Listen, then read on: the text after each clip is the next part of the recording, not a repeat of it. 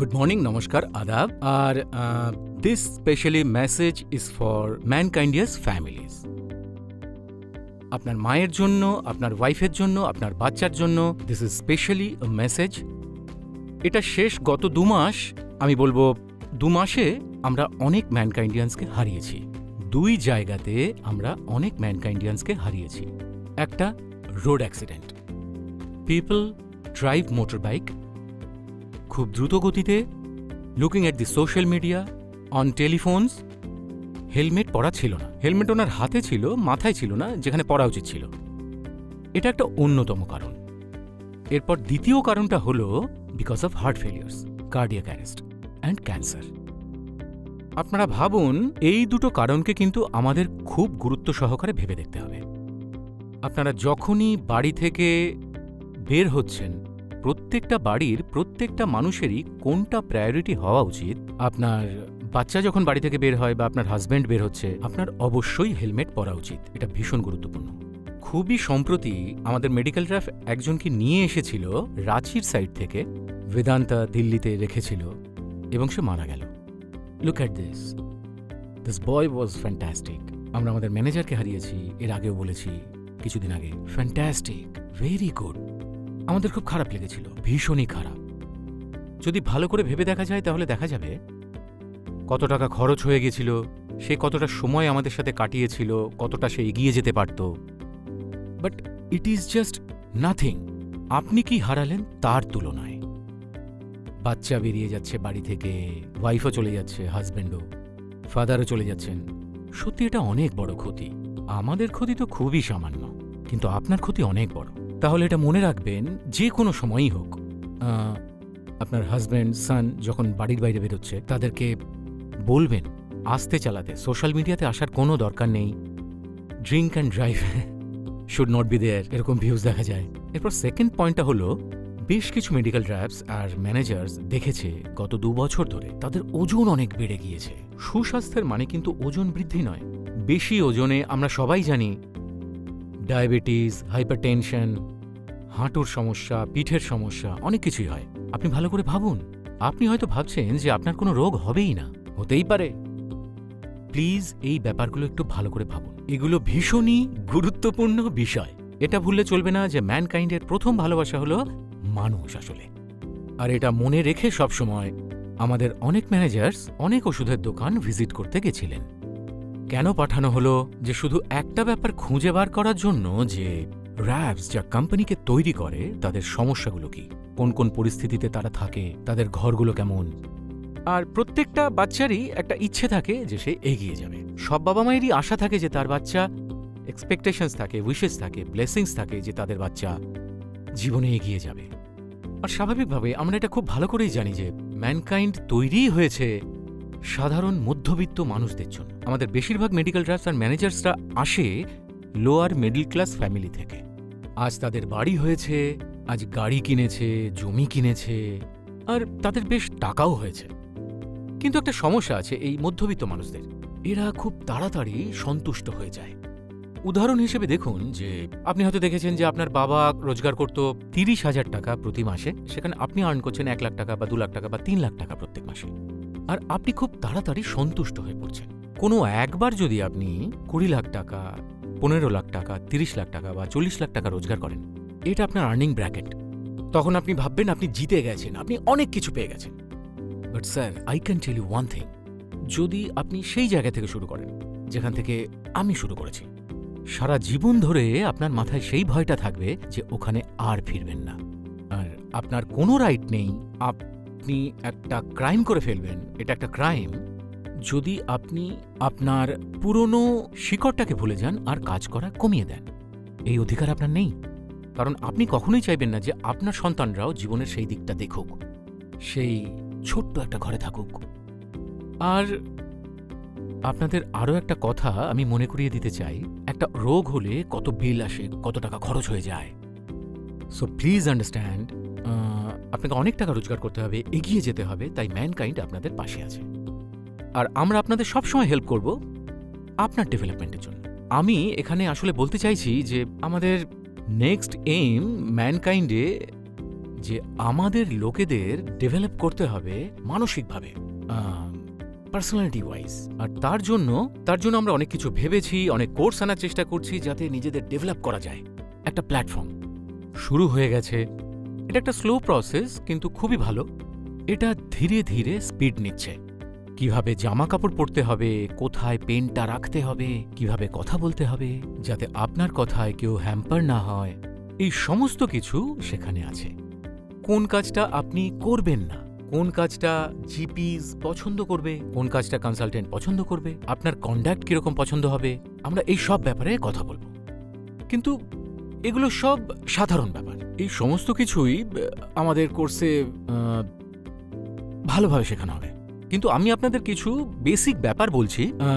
Basic বলতে responsibilities, medical র্যাপসের প্রথম line, দ্বিতীয় লাইন আর তৃতীয় লাইন, এই বেসিক ভারী ভারী কথাগুলো আমাদের মনে রাখতে হবে। ধরুন আমি একজন মেডিকেল র্যাপ, কি এক্সপেকটেশনস থাকতে পারে একজন মেডিকেল র্যাপের থেকে?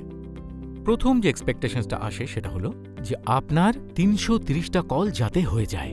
এরপর নাম্বার 2 হলো আপনার কভারেজ 100% যাতে হয়ে যায়। প্রত্যেকটা ডক্টরসকে আপনি 2 বার ভিজিট করুন, আপনি সার্ভে করে সঠিক ডাক্তারদের সাথে দেখা করুন, এটা ভীষণ জরুরি। আর 3 নম্বর, যে রিসোর্সি কোম্পানি আপনাকে দিক, টিটিআরস কোম্পানি আপনাকে দিচ্ছে, স্যাম্পলস আপনাকে কোম্পানি দিচ্ছে, এসব সঠিক ডাক্তারের কাছে পৌঁছতে হবে। এগুলো ভারী ভারী 3টে রেসপন্সিবিলিটিস: কলস, কভারেজ, রিসোর্সের রাইট ডিস্ট্রিবিউশন। আপনার আরও একটা রেসপন্সিবিলিটি আছে, আপনাকে প্রোডাক্টিভিটি আনতে হবে, সেলস আনতে হবে আপনাকে। এই ভারী 3-4টে জিনিস আপনাকে মাথায় রাখতে হবে। এর মানে হলো যে এটা আপনার টুয়ার্ডস। এর পরেরটা হলো প্রথম লাইন। তাহলে প্রথমটা কি হবে? প্রথম লাইনটাকে আমরা বলতে পারি যে সেটা মেন্টরস। আর মেন্টরসকে কি করতে হবে সেটা নিয়ে কথা বলা যাক। মেডিকেল রেপসের জন্য প্রথম পয়েন্ট অফ কন্ট্যাক্ট আর কোম্পানি কি হয় তার প্রথম লাইন। এর মানে তাহলে কি? First line should be a mentor, team building, তার বিহেভিয়ার, গরিব মানুষদের সাহায্য করা, তাদের সাথে যোগাযোগ করা, তাদের প্রবলেমসগুলো সলভ করা, এগুলোই নাম্বার 1 রেসপন্সিবিলিটি। সেকেন্ড রেসপন্সিবিলিটি হলো প্রোডাক্টিভিটি ইনক্রিজ করতে, ডক্টরকে কনভার্ট করতে, ভিআইপি ডক্টরসদের সাথে তার সম্পর্ক থাকতে হবে। যারা রিসোর্সেস বা টাইমে আসতে পারছে না, বোঝানোই যাচ্ছে না, তার উপর ডাক্তারদের নজর পড়ছে কিনা, এইটা হলো দ্বিতীয় ভীষণ গুরুত্বপূর্ণ কথা। তৃতীয় হলো অ্যাট্রিশন। যখনই যেখানে অ্যাট্রিশন হবে সেখানেই রেসপন্সিবিলিটি আসে ফার্স্ট লাইনের। যদি ফার্স্ট লাইনে আপনার বিহেভিয়ার ভালো থাকে, লোকেদের একত্রিত করতে পারেন, তখন যদি অ্যাট্রিশন না হয়, খুব ভালো কথা। তাহলে কোথায় অ্যাট্রিশন হয়? যেখানে ভ্যাকেন্সিস থাকে। তখন এটা তার রেসপন্সিবিলিটি হয়ে যায় যে তাকে ফার্স্ট টেস্ট ফিল করতে হবে। যতক্ষণ পর্যন্ত সেখানে র্যাপ নেই, তাকে তখন নিজে থেকেই সেখানে 7 থেকে 8 দিন সময় দিতে হবে, যাতে যে যোগাযোগ আছে সেটা শেষ না হয়। আর এটাই আপনাকে ফার্স্ট লাইনে করতে হবে। আর এটা ছাড়া as a first line we can never forget আমাদের একটা খুব গুরুত্বপূর্ণ দায়িত্ব, যে নতুন প্রোডাক্ট কিরকম চলছে। এটা খুব গুরুত্বপূর্ণ একটা বিষয় ফার্স্ট লাইনের। এখন আসা যাক সেকেন্ড লাইনের দিকে। সেকেন্ড লাইনটা হলো এই যে এক ধরনের জ্যাকার। যদি মেডিকেলের ব্যাপারে সেরকম না জানে, ফার্স্ট লাইন মেন্টরস হয় আর সেকেন্ড লাইন জ্যাকার হয়। জ্যাকারের কাজটা কি? নাম্বার 1 কাজটা হলো ওই জায়গা, ওই এরিয়াতে, ওই টিমের ভেতরে পরিবেশটা কেমন, স্ট্র্যাটেজিস কিভাবে ফলো হচ্ছে।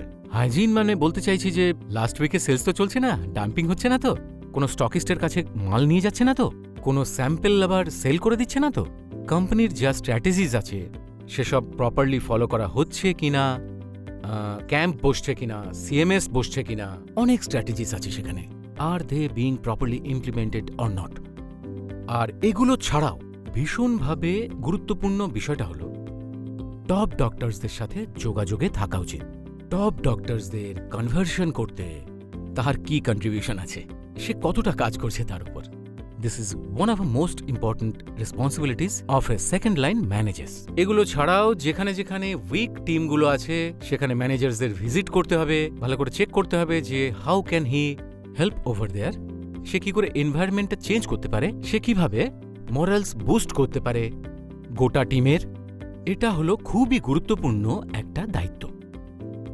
Last not the list but very important responsibilities of second line, vacancies properly fill হচ্ছে কি হচ্ছে না সেদিকে ঠিকঠাক নজর রাখা, ভারী ভারী যদি আপনি সেকেন্ড লাইনকে বলেন, তো হাইজিনকে দেখা ভুলভাল কিছু হচ্ছে না তো? ওদেরকে দেখতে হবে যে সেলসটা ঠিক করে হচ্ছে কিনা, ভ্যাকেন্সিজের ম্যানেজমেন্ট আছে, ওদের টপ কনসালটেন্টের উপরে কাজ চলছে, এগুলোই হলো সব রেসপন্সিবিলিটিস। আর ভিকটিমসের কাছে গিয়ে তাকে ঠিক করে গাইড করা, কারণ এটা তাদেরই রেসপন্সিবিলিটি।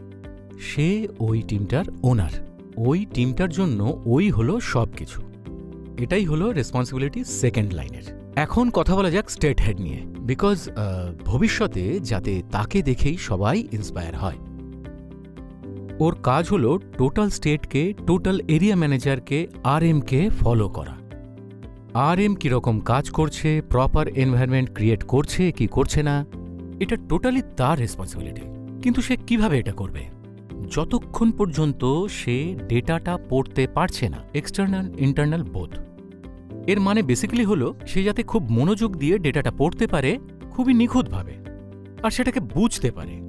আর তার সাথে সাথে he can just mobilise his resources. উদাহরণ হিসেবে কিছু স্ট্র্যাটেজিস আছে যেগুলো ঠিক করে কাজ করে না, কারণ মেডিকেল র্যাপ প্রপারলি ট্রেন হয় না। সে মেডিকেল র্যাপ হয়তো ঠিক করে কথা বলতে পারে না, ট্রেনিং নেই ঠিক করে, আত্মবিশ্বাস নেই। যে সিএমএস হয়, আমাদের যা কিছু স্ট্র্যাটেজিস আছে, কিছু ইমপ্রুভমেন্টসের দরকার হয়, এটা কি করে বোঝা যাবে? কারণ সেই মানুষটাই লাগাতার হয়তো কাজ করে যাচ্ছে ডেটা সাইডের উপর, যে ডেটা কি বলছে, ট্রেন ঠিক করে হচ্ছে কিনা, যার উপর কাজ করা শুরু হয়েছিল সেটা ঠিক করে হচ্ছে কিনা, র্যাপ কি করে কাজ করছে, আরএম কি করে এনভায়রনমেন্ট ক্রিয়েট করছে। এটাই হলো বেসিক্যালি সবথেকে গুরুত্বপূর্ণ একটা দায়িত্ব। আর যা যা হেড অফিসের মাঝখানে আর rep, RM, first line second লাইনের মাঝখানে যে বাধা আছে, সেই বাধাগুলোকে কত তাড়াতাড়ি সে সলভ করতে পারে, সহজেই করতে পারে। আর সে যাতে দায়িত্বটা নিতে পারে যে না না, আমি বলছি এরকমটা হওয়া উচিত, আমি এই রিসোর্সেসটা এখানে লাগাচ্ছি, এখান থেকে আমি কাজ করি, আর এটাই আমার budget, because he is responsible for the whole state. তো তার রেসপন্সিবিলিটি তখনই আসে। আর সে এই কাজগুলো যাতে ডেটা ছাড়া অ্যানালাইজ করে, সে যাতে তার আরএমসের স্ট্রেংথ আর উইকনেস না জানে। যখন আপনি একজন আরএমসকে অ্যানালাইজ করেন, then you basically indirectly analyse area manager and you see medical reps as well. আর যখন স্টেট হেড আরএম তার নিজের র্যাপসের সাথে কাজ করে, হি গেটস দি সেন্স। তার কারণ সে ডেটা নিয়ে যায়, কারণ সে নিজের কাজের জন্য যায়, কারণ ডেটা তার মাথার ভেতরে আছে। কাজ করার সময় সে তার ডেটাগুলোকে ম্যাচ করানোর চেষ্টা করে, কারণ ডেটা বলে কাজে যা ঘটছে সেটা নিজেদের মধ্যে মিলছে কি মিলছে না, স্টকিস্ট কি বলছে, কেমিস্ট কি বলছে, প্রেসক্রিপশনস কি বলছে, ডেটা কি বলছে, লোকেরা কি করে বিহেভ করছে, কোথায় কমতি আছে, এর কি ধরনের ট্রেনিং প্রয়োজন, কোথা থেকে হেড অফিসকে ঠিকমতো রেসপন্ড করছে কিনা, কোথায় কোথায় বাধা আছে। This is all responsibility of state head. আমি কেনই কথাগুলো বলছি, কারণ ভবিষ্যতে আপনার ট্রান্সপারেন্সি, আপনার মিটিংসের ভেতরের ভিউজ এই লাইন্সের উপরে থাকবে। আর যেরকম কথা দিয়েছিলাম যে আমরা ম্যানকাইন্ডিয়ানদের এখন প্রমোট করব, যে ধরনের ভ্যাকেন্সিস সেখানে থাকুক না কেন, সেটা পূরণ হয়ে গেছে।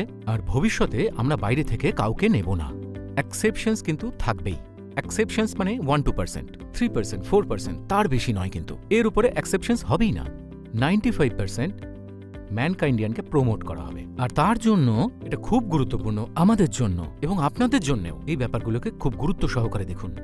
আপনাদের প্রতি অনুরোধ হলো, এই যে বাউন্ডারিজটা বানানো হয়েছিল যে আমি এই ডিভিশনে কাজ করব না, ওইটাই করব, এই বাউন্ডারিজটা এখন ভেঙে দেওয়া উচিত। ওই স্টেটে করব না, যদি আপনাকে এগিয়ে যেতে হয় তাহলে আপনাকে একটুখানি চেনা গণ্ডির বাইরে বেরোতে হবে। কারণ আমরা দেখেছি কোনো র্যাপ, কোনো ম্যানেজার যারা ডিফারেন্ট স্টেটে কাজ করছে, তারা আরও যোগ্য হচ্ছে, তারা মেন্টালি আরও স্ট্রং হচ্ছে, যাতে তারা ভবিষ্যতে আরও বড় দায়িত্ব নিতে পারে। তাই আমি আপনাদের বলতে চাই যে আপনারা আমার এই কথাটাকে আরও গুরুত্ব সহকারে দেখুন, যদি আপনারা চান যে আমরা এই দেশের নাম্বার 1 কোম্পানি হই।